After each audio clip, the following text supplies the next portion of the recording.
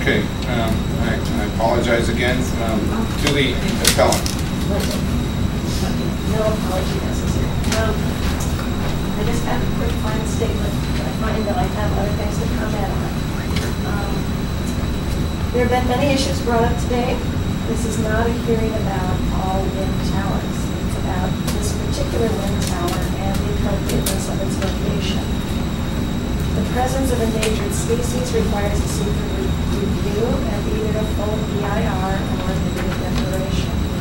The conditions requested by U.S. Fish and Wildlife and by the Department of Parks and Recreation are a strong statement of their concern and indicate that an EIR is appropriate.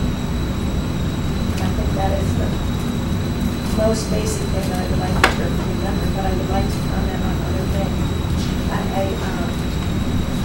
I am also within this small water system. I've been a member of the board of directors for 18 years, so I am familiar with it. It is an old system that was designed with 50,000 gallons of storage capacity because it was built to get through the dry months because of an inadequate water source. We now have a much better water source, but we still have the 50,000 gallons of storage capacity. So far, it's gotten us through more than 3 weeks of power outages with no problems. This proposal was first brought up 2 days before the meeting with the county permit administrator. So the system has not had a chance to discuss this proposal. Everything is decided at an annual meeting, which is every fall. So there's been no chance here to discuss whether this would be important or not to the water system. But considering the large amount of storage capacity, it may not be critical to the water system. As far as the siting of the wind tower and the turbine and the electricity provided, I'm not an expert at all. I have looked at the specifications provided with this application, and there are 2 comments. And also at the permit administrative meeting, all the neighbors attended, and everyone pointed out that they liked this location a lot because it was sheltered from the main winds. That was stated by every neighbor there.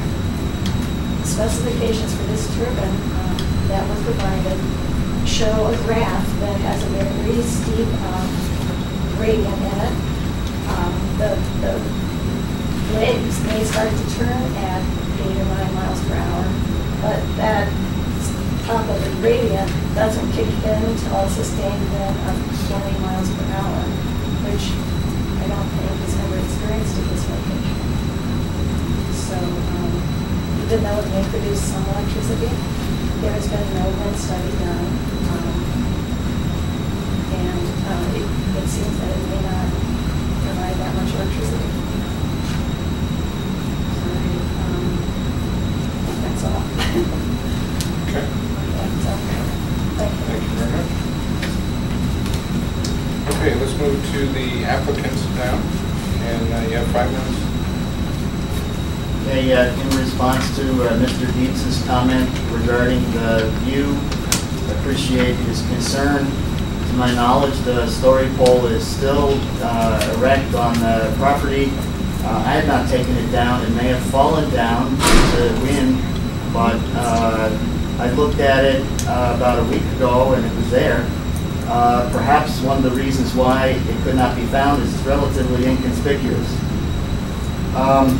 In terms of a public view to the east, yes, there is Big River State Park to the east, but there's no public paths that go by there such that people would see this particular tower. Likewise, this is a dead-end road, and there's no public car traffic, which goes up there only to people who live on this particular road. So I don't believe from the public standpoint there is any significant impact to the view shed. And I'm very interested to speak with Mr. Wade about the classification of the turbine. My understanding of the declaration of the turbine as a utility pole was for view purposes, and there are telephone poles on this same road. So it is consistent with those telephone poles on this same road. So in terms of view, it is not dramatically different. Yes, of course, it has a rotor on it, but there are other poles on this road. And I'm certainly interested in reducing the impact on birds. With respect to Mr. Orth's comments, if there's a different blade type that would help to reduce and hopefully eliminate any kills of birds, I'm interested in those and hope to be able to speak with him about that. Thank you, Inuin. I would like to say that Mr. Dietz is right. We did work with Mr. Paulson, talked with him quite a bit after the CPA hearing. We had some good positive conversations with him. The story pole is still up. I've been changing it about every 2 to 3 weeks. It's never come down. We've not taken it down. It was up a few days ago. We've done our due diligence. WRA has reviewed very carefully the surrounding area and done a biological assessment. If you all have any specific questions to specific birds of that stuff, I can find the pages, but I'm not fluent in that. State parks, yes, the property is just to the east of that. There is about a 60-foot elevation difference between the ground level of State Parks property and the ground level where the tower is. Once a home is built on the Paulson parcel, that home will be in the view shed between State Parks parcel and the tower. Also, let's see, general careful studies.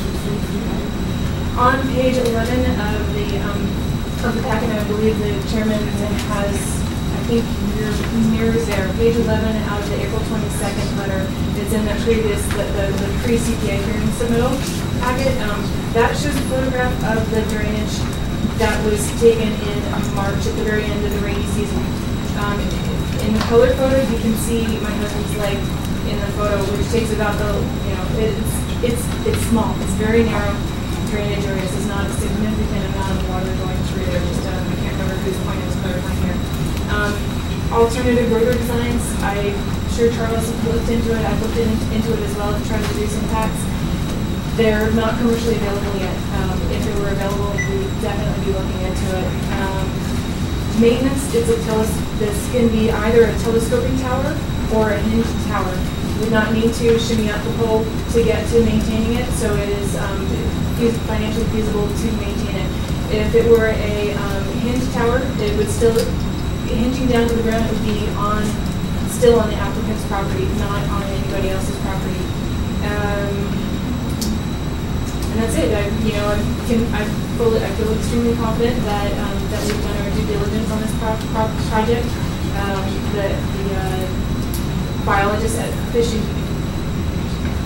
and Wildlife Service, WRA, this is in conformance with SEPA.